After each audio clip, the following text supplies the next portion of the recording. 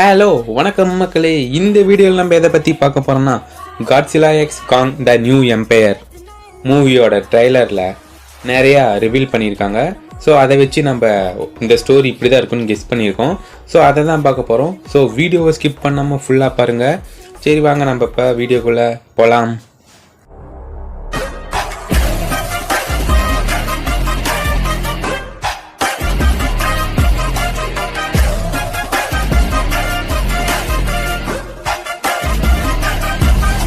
சேனலுக்கு கொஞ்சம் ஆதரவு கொடுங்க.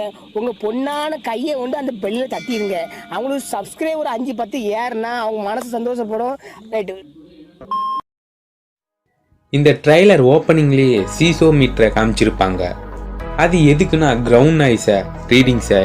ஸோ இதை நம்மளுக்கு காட்டினதுக்கு ரீசன் பார்த்தீங்கன்னா ஒரு பிளேஸில் கிரவுண்ட் நாய்ஸ் அதிகமாயிட்டு இருக்குது. அது நம்ம காங் பிரமிட்ல இருக்க இடத்துல ஆழத்துல இருந்து வரத காட்டுது. ஸோ அதாக இருக்க சான்ஸ் இருக்குது. நெக்ஸ்ட் சீன்ல நம்ம காங் அந்த ஆழத்துக்குள்ள ஏதோ ஒரு விஷயத்தை தேடி போற மாதிரி காட்டுறாங்க.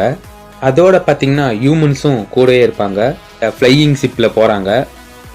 ஸோ ஏதோ ஒரு விஷயம் இருக்குது. அதோட காங் ஒரு குட்டி காங்க பார்ப்பாரு. அது காங்கோட பேக் ஸ்டோரியை ரிவீல் பண்ணுறதுக்கான ஒரு இன்ட்டுன்னு நினைக்கிறேன்.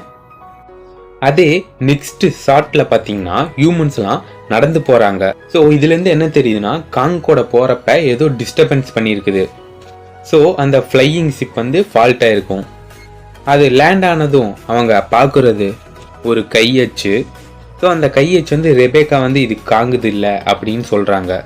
ஸோ இந்த இடத்துல நம்மளுக்கு என்ன தெரியுதுன்னா அவங்களுக்கு காங் மாதிரி இன்னொரு மான்ஸ்டர் இருக்குன்னு அவங்களுக்கு ஏற்கனவே தெரிஞ்சிருக்கு. அதுதான் நம்ம ஸ்கேர் கிங். நெக்ஸ்ட்டு காங் ஒரு விஷயத்தை தேடி போயிருக்கோம். ஸோ அந்த இடம் பார்த்தீங்கன்னா ஒரு கேவில் இருக்க மாதிரி காமிச்சிருப்பாங்க. அந்த பிளேஸில் பார்த்தீங்கன்னா 2 டிஃப்ரெண்ட்டான எனர்ஜி பார்க்குறாங்க. ஒன்று ப்ளூ கலர், ரெண்டாவது ஒன்று பிங்க் கலரில் இருக்க மாதிரி. ஸோ இதை நம்மளுக்கு காட்டினதுக்கு ரீசன் காட்ஸிலாவோட டிரான்ஸ்ஃபர்மேஷனை ரிவீல் பண்ணியிருக்காங்க. அதோடு அங்கே பார்த்தீங்கன்னா காங்கோட மண்டையோடலாம் அங்கே நிறைய இருக்கும். ஸோ அதுக்கு ரீசன் பார்த்தீங்கன்னா காங் மாதிரி இருக்க ஏப்ஸ் எல்லாம் டார்கெட் பண்ணி யாரோ கொல்றாங்க. அதை யார் கொல்றாங்கன்னு திங்க் பண்ணுறப்போ நெக்ஸ்ட் ஷார்ட்டில் காங்கோட கம்யூனிட்டியே காட்டுறாங்க. அந்த கம்யூனிட்டியை கண்ட்ரோலில் வச்சிருக்கிறது ஸ்கார் கிங் தான்.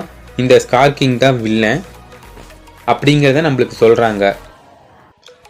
இது எப்படி கனெக்ட் ஆகுதுன்னா காட்ஸிலா விசஸ் காங்ல எப்படி மெக் காட்ஸிலா வில்லனா வந்துச்சோ அப்போ காங் போய் ஹெல்ப் பண்ற மாதிரி காமிச்சிருப்பாங்க. இதுல காங் மாதிரி இருக்க ஸ்கார் கிங்கை வில்லனா காமிச்சனால ஸோ இதுல காட்ஸிலா ஹெல்ப் பண்ற மாதிரி காட்டுவாங்க. அப்படிதான் சிங்க் பண்ண பார்ப்பாங்கன்னு நினைக்கிறேன்.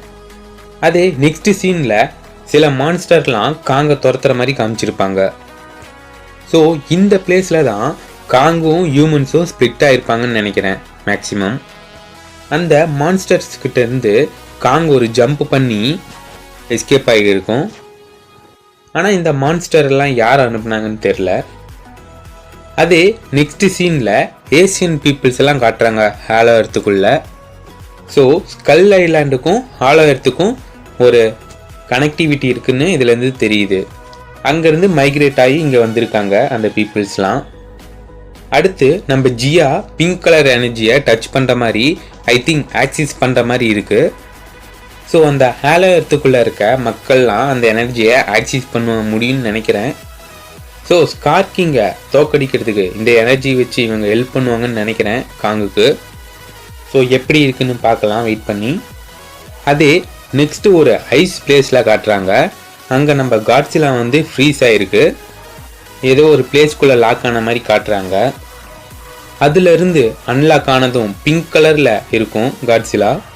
ஸோ இதை பார்க்கும்போது ஜியா ஆக்சிஸ் பண்ணதுக்கும் இதுக்கும் ஏதோ ஒரு லிங்க் இருக்க மாதிரி காட்டுவாங்கன்னு நினைக்கிறேன். வில்லனா பவர்ஃபுல் வில்லனாக தான் வச்சுருப்பாங்க. ஸோ அந்த வகையில் ஸ்கார் கிங் எப்படிப்பட்ட பவர்ஃபுல் வில்லனா நம்மளுக்கு காட்டுவாங்கன்னா யாராலையும் டிஃபீட் பண்ண முடியாத மான்ஸ்டரை இவரு டிஃபீட் பண்ணியிருக்கணும். ஸோ அது எல்லாருக்கும் தெரியணுங்கிறதுக்காக அந்த மான்ஸ்டரோட முதுகெலும்பை தோல் மேலே பெல்ட் ஆட்டம் போட்டு சுற்றிட்டு இருக்காரு.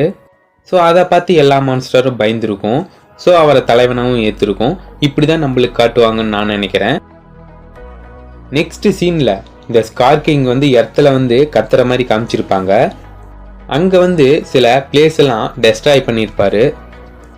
ஸோ இந்த விஷயம் வந்து காட்ஸிலாக்கு தெரிஞ்சிருக்கும். ஸோ அது வந்து காட்ஸிலா வந்து ட்ரிகர் பண்ண மாதிரி ஆயிருக்கும். ஸோ அதுக்காக தான் காட்ஸிலா வந்து ஸ்கார் கிங்கை கொல்லணுங்கிறதுக்காக வரும்.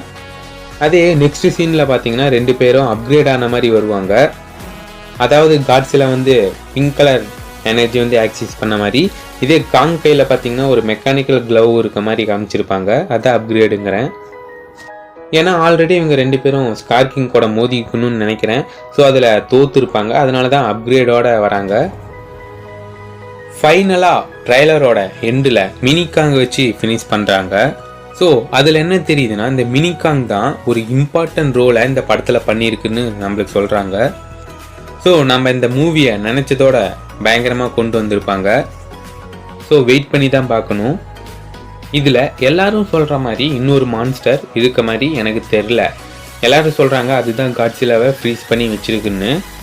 அந்த மாதிரி எதுவும் ட்ரெய்லரில் காட்டல அந்த மான்ஸ்டரை பற்றி. ஐ திங்க் காட்ஸிலா வர்றதுக்கு காரணம் ஸ்கார் கிங் எர்த்தில் வந்து இந்த எர்த்தையும் ரூல் பண்ண நினச்சிருக்கோம். ஸோ அதுக்கு ட்ரையும் பண்ணியிருக்கோம்.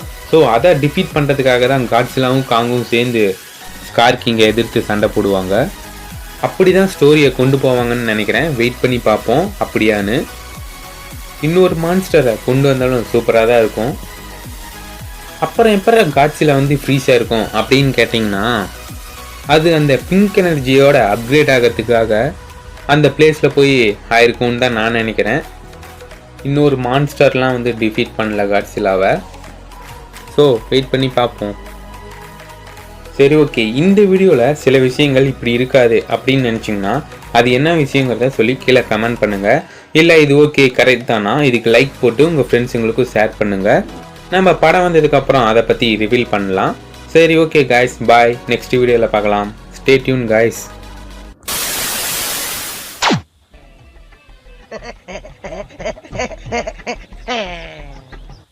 சரி, ஓகே. நம்ம சேனலை மறக்காமல் சப்ஸ்கிரைப் பண்ணிடுங்க, லைக் பண்ணிடுங்க.